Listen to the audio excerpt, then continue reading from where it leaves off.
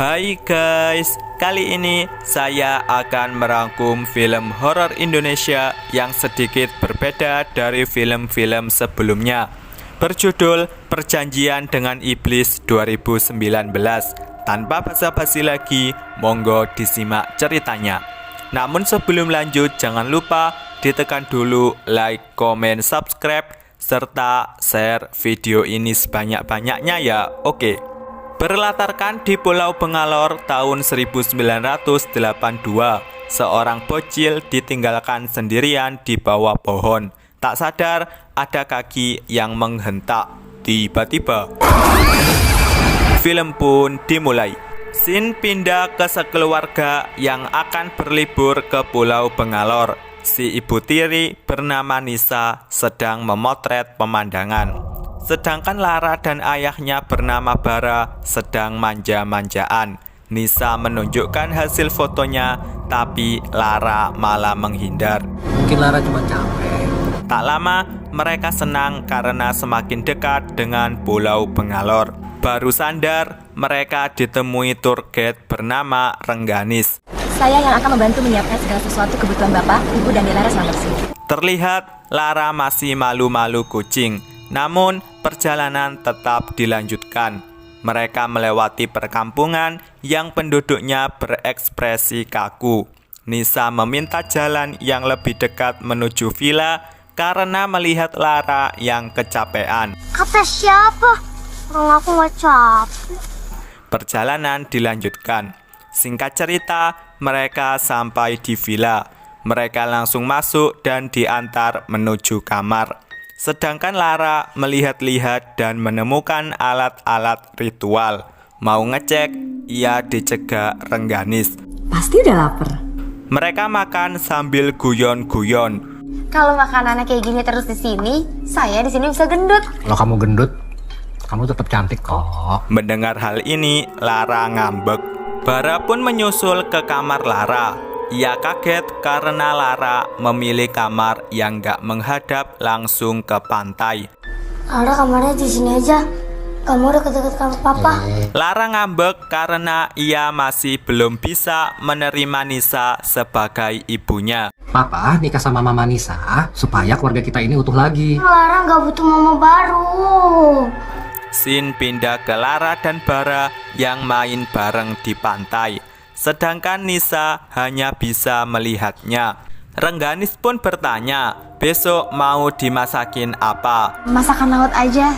Lara itu suka sekali dengan udang. Rengganis juga mau pamit pulang ke rumahnya yang berada di dekat villa. Bukan di desa. Saya lebih suka menyendiri. Tak sadar, dari balik semak-semak ada laki-laki bungkuk bersama anjingnya yang memperhatikan mereka. Malamnya, Nisa cerita ke Bara jika ia khawatir apabila Lara nggak bisa menerimanya. Sementara Lara bernostalgia dengan foto ibu kandungnya. Ia memeluk album itu kemudian tidur. Di sisi lain, si laki-laki bungkuk masih mengintai.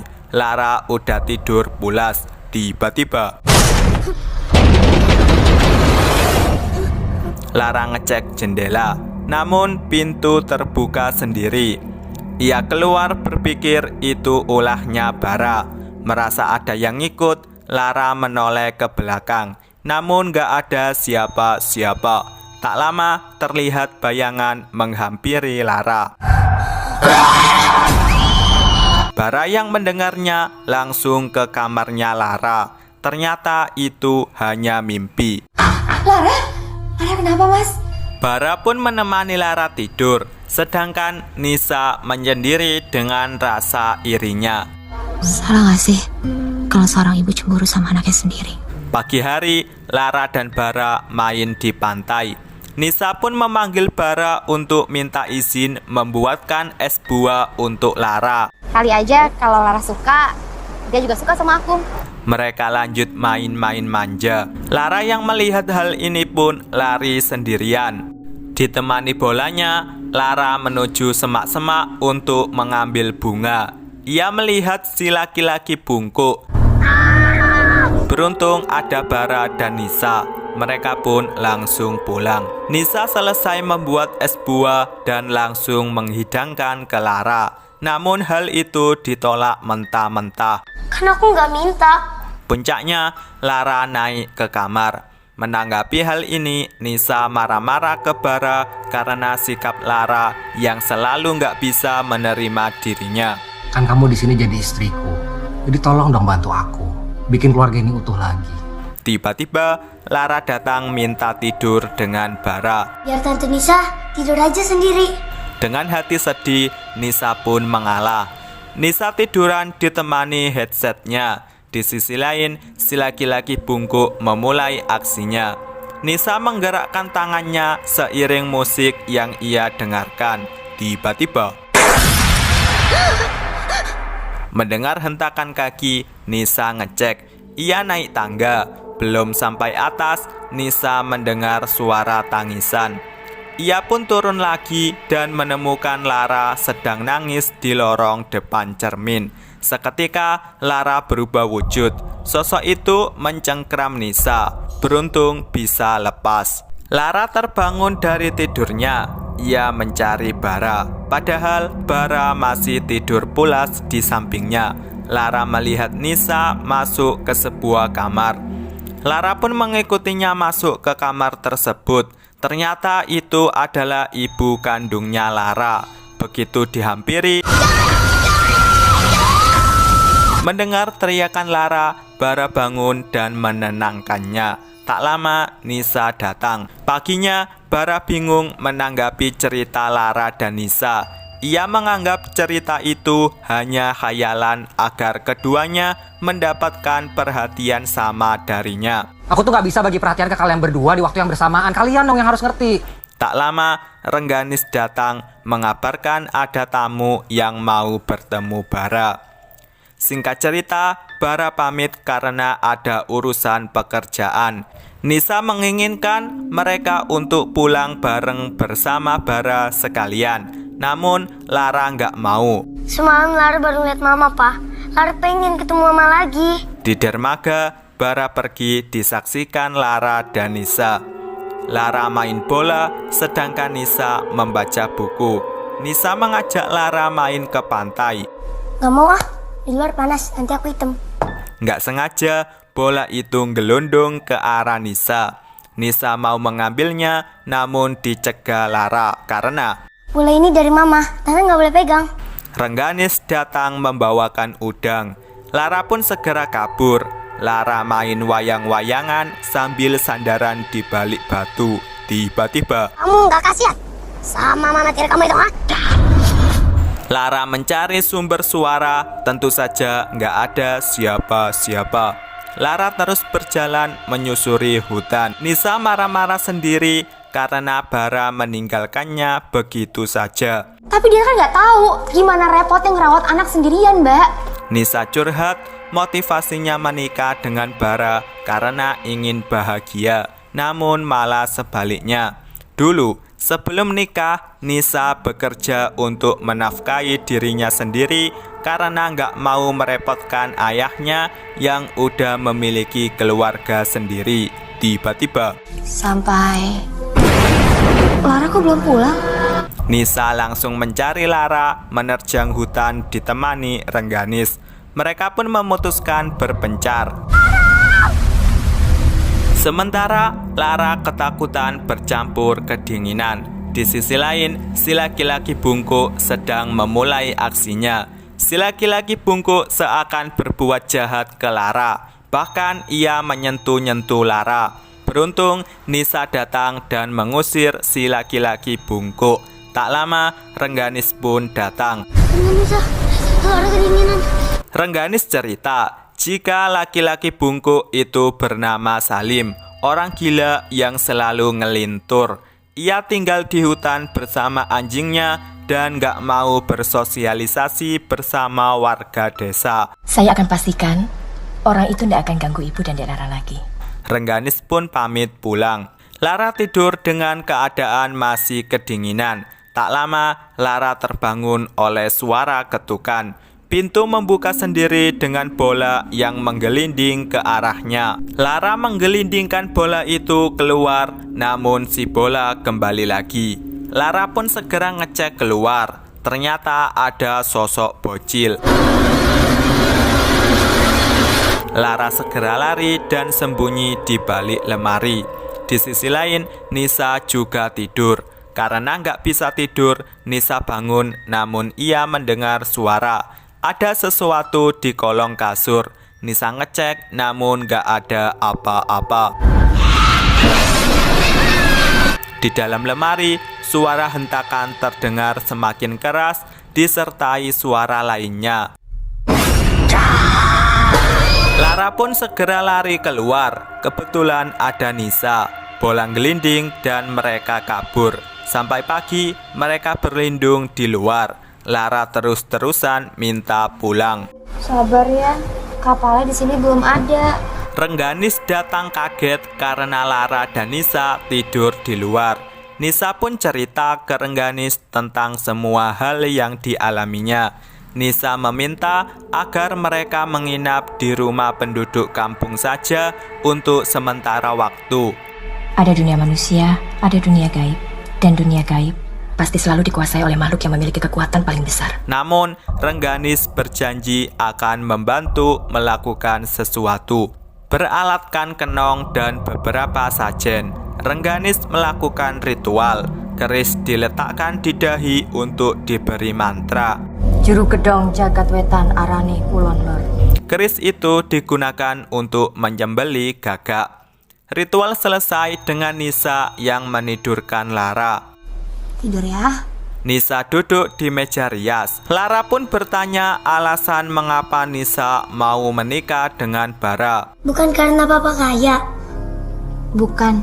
Nisa cerita, ketika ia masih kecil, ibunya pergi nikah dengan laki-laki lain. Saat remaja, ayah Nisa meninggal. Ia pun terpaksa mengurus dirinya sendiri. Soalnya ibu tiri tante. Nisa merapikan selimut Lara dan meninggalkannya turun tangga menemui Rengganis. Nisa bertanya, apakah ritual tadi bisa mengusir setan-setan yang mengganggunya? Ternyata ritual itu hanya bisa membendung, bukan mengusir. Semacam negosiasi kecil lah. Lagi-lagi Nisa mengeluh seakan-akan harinya hanya Senin terus. Aku tuh udah banyak masalah. Aku nggak mau punya masalah kayak gini. Paginya Lara membangunkan Nisa.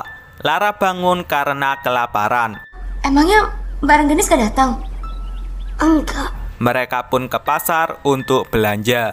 Namun setiap kali mereka mendekati warga selalu ditolak mentah-mentah. Lara takut tante. Kita pulang. Nisa pun memasakkan Lara ala kadarnya. Ia menemani Lara makan sambil guyon-guyon sedikit. Masakan tante gak enak ya? Iya. Masakan tante enak kok. Selesai makan, Lara memiliki perasaan jika Bara memang sengaja meninggalkan mereka berdua di pulau itu. Hus, jangan bilang gitu. Apa pasti pulang? Nisa menutup gorden dan menemani Lara tidur. Lara masih khawatir jika nanti setan-setan akan muncul lagi. Nisa pun punya ide. Kita berdua gak usah tidur. Kita harus berani. Gimana? Iya tante. Nyatanya mereka juga ketiduran. Nisa yang tersadar segera merapikan tidur Lara dan ia pergi bebersih. Lara terbangun mencari Nisa. Tak sadar ia melihat Bara. Lara pun keluar mengikutinya. Lara turun tangga dan mendengar ada sesuatu yang bergerak. Suara itu berasal dari lorong depan cermin. Tiba-tiba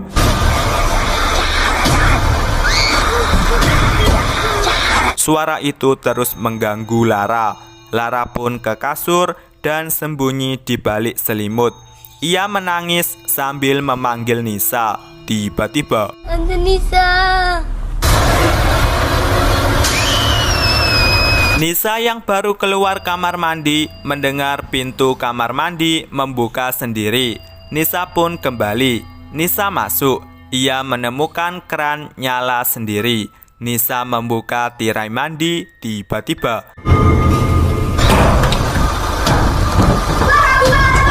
tak sadar ada tangan mendekati Nisa. Beruntung Nisa bisa membuka pintu. Nisa ke kamar dan bertemu Lara. Mereka turun tangga dan menemukan setan di lorong depan cermin. Beruntung laki-laki bungkuk datang menyelamatkan mereka. Mereka lari ke rumah warga untuk mencari pertolongan. Namun sia-sia. Lebih baik kita ke rumah Rengganis saja yuk Tante. Ayo Tante. Singkat cerita, mereka sampai di rumah Rengganis. Mereka langsung masuk, ternyata di dalamnya sangat menyeramkan. Mau pulang, mereka menemukan foto Bara dan Rengganis di meja sajen. Terlihat juga foto-foto kuno milik Rengganis. Kok Mbak Rengganis nggak tua-tua sih? Lara menoleh ke belakang dan melihat ibu kandungnya. Lara pun keluar menyusul si ibu. Ia pun dibawa masuk ke hutan. Nisa meneliti satu persatu foto kuno Rengganis. Tiba-tiba Nisa sadar, ternyata laki-laki bungkuk yang menolongnya. Ia diberi ramuan penenang dan laki-laki bungkuk itu menceritakan semuanya. Saya sudah coba untuk beritahu. Laki-laki bungkuk itu dikucilkan di lingkungannya. Ia pun menemui Rengganis dengan niat merubah nasib. Namun syaratnya laki-laki bungkuk harus menumbalkan orang yang paling ia cintai. Dia butuh persembahan itu untuk keabadian parasnya. Scene dikembalikan ke scene awal. Ternyata bocil yang ada di scene awal itu adalah anaknya laki-laki bungkuk. Ia memberikan bola yang mirip dengan bolanya Lara, kemudian meninggalkan anaknya itu. Tak lama Rengganis datang. Si bocil duduk. Rengganis pun memulai ritualnya. Kang rumeksa bedonggo jagat kulon lor kidul. Sedangkan si laki-laki bungkuk memperhatikan dari jauh. Bocil itu semakin panik. Rengganis menghentakkan kaki. Tiba-tiba akibat hal ini, istrinya si laki-laki bungkuk menjadi gila dan meninggal di pulau ini. Si laki-laki bungkuk pun memutuskan tinggal di pulau ini untuk menemani arwah istri dan anaknya. Adapun yang mengganggu di villa itu adalah mereka yang sudah terkunci selamanya setelah mereka ditumbalkan. ritual yang dilakukan Rengganis justru malah memanggil para setan. Dan penduduk yang tinggal di perkampungan adalah orang-orang yang dikutuk karena gagal memberikan tumbal. Suatu ketika, si laki-laki bungkuk pernah menggagalkan niat Rengganis. Namun, ia nggak cukup kuat hingga anjing kesayangannya pun ikut dibunuh. Adapun Lara akan ditumbalkan oleh orang yang telah membawanya ke pulau ini. Mas Bara nggak mungkin tega nyerahin Lara. Laki-laki bungkuk itu menyiapkan sampan untuk Nisa. Namun Nisa memilih mencari Lara dulu. Sebelum pergi, laki-laki bungkuk memberikan garam laut untuk menahan kekuatan iblis. Sifatnya hanya menahan, bukan memusnahkan. Di sisi lain, Bara santuy-santuy di atas perahunya. Lara sampai di villa dan langsung masuk mengikuti ibunya. Di sisi lain, Rengganis melakukan ritual dengan penampilannya yang terlihat sudah tua. Laki-laki bungkuk menghampiri dan memaki-makinya. Namun Rengganis mengingatkan kejahatan laki-laki bungkuk kepada istri dan anaknya. Hal ini menjadi fobia tersendiri untuknya. Mereka semua sudah di neraka. Tidak! Rengganis pun memanfaatkan situasi ini untuk menyerangnya. Lara bertemu ibu kandungnya di lorong depan cermin. Kebetulan Nisa datang. Dia bukan ibu kamu, dia iblis mengalor. Disinilah ibu kandung Lara menunjukkan sosok aslinya.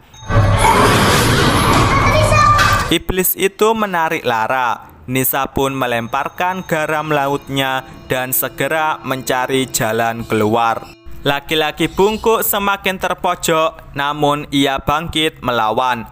Tetap saja Rengganis bisa mengatasinya. Keris pun hampir menusuknya. Dengan kecerdikannya, ia mengambil kenong. Nisa dan Lara masih mencari jalan keluar. Tiba-tiba si setan muncul di belakang Nisa. Lara terkunci di dalam lemari. Mau membukakan, Nisa melihat si setan. Setan itu mencekik Nisa sekuat-kuatnya. Laki-laki bungkuk berbalik menyerang Rengganis hingga menggoroknya. Hal ini membuat si setan menghilang. Lara keluar dari lemari dan menolong Nisa. Tante Nisa bangun, Tante.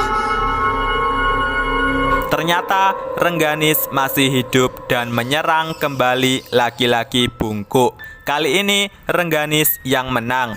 Nisa pun menggendong Lara dan naik sampan pergi dari pulau itu. Film pun berakhir. Oke, film ini mendapat 5,0 dari IMDb. Untuk rating versi saya beri nilai 5,6.